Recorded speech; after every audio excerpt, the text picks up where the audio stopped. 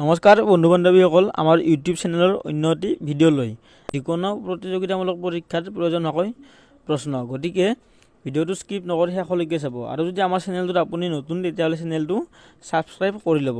আহক তেতিয়াহ'লে আজিৰ ভিডিঅ'টো আৰম্ভ কৰোঁ।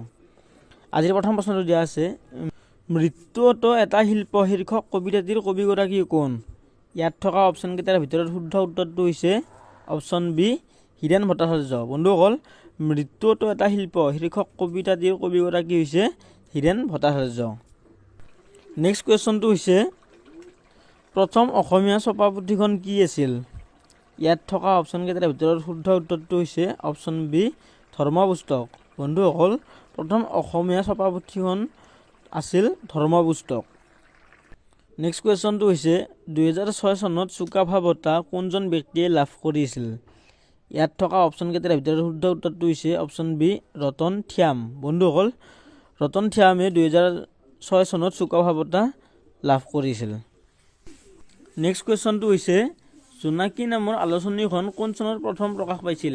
ইয়াত থকা অপশ্যনকেইটাৰ ভিতৰত শুদ্ধ উত্তৰটো হৈছে অপশ্যন বি, 1889 চনত। বন্ধুসকল, জোনাকী নামৰ আলোচনীখন প্ৰথম 1889 চনত প্ৰকাশ পাইছিল। নেক্সট কুৱেশ্যনটো হৈছে, শ্ৰীকৃষ্ণৰ শিক্ষাগুৰুজন কোন আছিল? ইয়াত থকা অপশ্যনকেইটাৰ ভিতৰত শুদ্ধ উত্তৰটো হৈছে অপশ্যন বি, সান্দীপনী। বন্ধুসকল, শ্ৰীকৃষ্ণৰ শিক্ষাগুৰুজন আছিল সান্দীপনী। নেক্সট কুৱেশ্যনটো হৈছে, ব্ৰহ্মদেশৰ কোনখন প্ৰদেশৰ পৰা চুকাফা অসমলৈ আহিছিল? ইয়াত থকা অপশ্যনকেইটাৰ ভিতৰত শুদ্ধ উত্তৰটো হৈছে অপশ্যন চি, মাওলুং প্ৰদেশ। বন্ধুসকল, মাওলুং প্ৰদেশৰ পৰা চুকাফা অসমলৈ আহিছিল। নেক্সট কুৱেশ্যনটো হৈছে, অসমীয়া ভাষাৰ উৎপত্তি কোন শতিকাত হৈছিল? ইয়াত থকা অপশ্যনকেইটাৰ ভিতৰত শুদ্ধ উত্তৰটো হৈছে অপশ্যন বি, খ্ৰীষ্টীয় নৱম দশম শতিকামানত। বন্ধুসকল, অসমীয়া ভাষাৰ উৎপত্তি খ্ৰীষ্টীয় নৱম দশম শতিকামানত উৎপত্তি হৈছিল। নেক্সট কুৱেশ্যনটো হৈছে, আমাৰ সংবিধানৰ নিম্নলিখিত কোনটো অনুচ্ছেদ ভাৰতৰ এটৰ্নী জেনেৰেলৰ নিযুক্তিৰ বিষয়ে উল্লেখ আছে? ইয়াত থকা অপশ্যনকেইটাৰ ভিতৰত শুদ্ধ উত্তৰটো হৈছে অপশ্যন এ, ৭৬ নং অনুচ্ছেদত। বন্ধুসকল, ৭৬ নং অনুচ্ছেদৰ সংবিধানৰ ভাৰতৰ এটৰ্নী জেনেৰেলৰ নিযুক্তিৰ বিষয়ে উল্লেখ আছে। নেক্সট কুৱেশ্যনটো হৈছে, কেন্দ্ৰীয় তথ্য আয়োগ নিম্নলিখিত কোনটো আইনৰ অধীনত স্থাপন কৰিছিল? ইয়াত থকা অপশ্যনকেইটাৰ ভিতৰত শুদ্ধ উত্তৰটো হৈছে অপশ্যন বি, তথ্য জনাৰ অধিকাৰ আইন 2005। বন্ধুসকল, কেন্দ্ৰীয় তথ্য আয়োগ তথ্য জনাৰ অধিকাৰ আইন 2005 আইনৰ অধীনত স্থাপন কৰিছিল। নেক্সট কুৱেশ্যনটো হৈছে, আমাৰ ভাৰতৰ সৰ্বোচ্চ আইনী বিষয়া নিম্নলিখিত কোনটো? ইয়াত থকা অপশ্যনকেইটাৰ ভিতৰত শুদ্ধ উত্তৰটো হৈছে অপশ্যন বি, ভাৰতৰ এটৰ্নী জেনেৰেল। বন্ধুসকল, ভাৰতৰ সৰ্বোচ্চ আইনী বিষয়াটো হৈছে ভাৰতৰ এটৰ্নী জেনেৰেল। নেক্সট কুৱেশ্যনটো হৈছে, নিম্নলিখিত কোনটো সমিতিয়ে কেন্দ্ৰীয় সতৰ্কতা আয়োগ গঠনৰ পৰামৰ্শ দিছিল? ইয়াত থকা অপশ্যনকেইটাৰ ভিতৰত শুদ্ধ উত্তৰটো হৈছে অপশ্যন এ, কে সান্থানাম সমিতিয়ে। বন্ধুসকল, কে সান্থানাম সমিতিয়ে কেন্দ্ৰীয় সতৰ্কতা আয়োগ গঠনৰ পৰামৰ্শ দিছিল। নেক্সট কুৱেশ্যনটো হৈছে, ভাৰতৰ এটৰ্নী জেনেৰেলৰ পদৰ বাবে নিম্নলিখিত কোনটো অৰ্হতাৰ প্ৰয়োজন? ইয়াত থকা অপশ্যনকেইটাৰ ভিতৰত শুদ্ধ উত্তৰটো হৈছে অপশ্যন এ, ভাৰতৰ উচ্চতম ন্যায়ালয়ৰ ন্যায়াধীশ।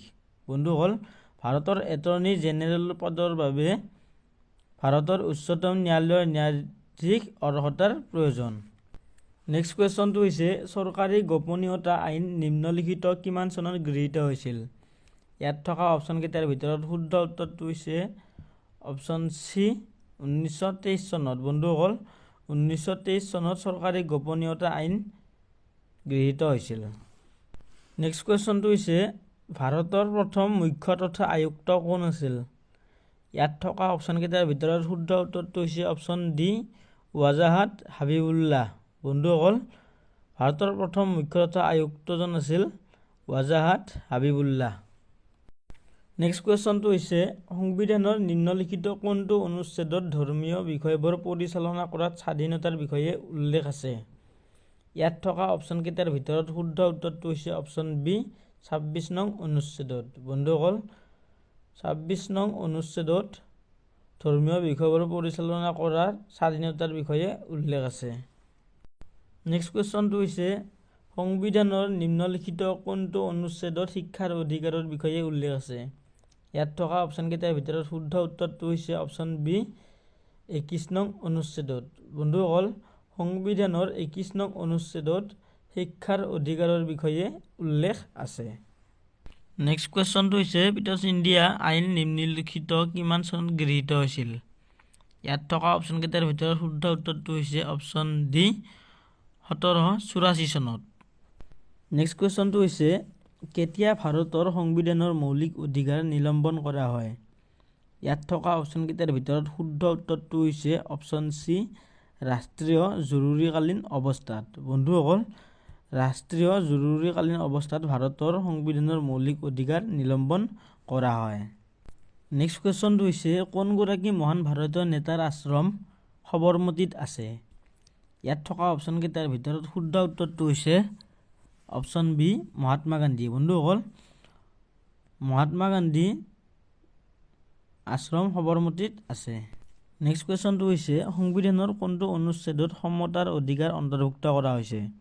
ইয়াত থকা অপশ্যনকেইটাৰ ভিতৰত শুদ্ধ উত্তৰটো হৈছে অপশ্যন বি 14 নং অনুচ্ছেদত। বন্ধুসকল, সংবিধানৰ 14 নং অনুচ্ছেদত সমতাৰ অধিকাৰ অন্তৰ্ভুক্ত কৰা হৈছে।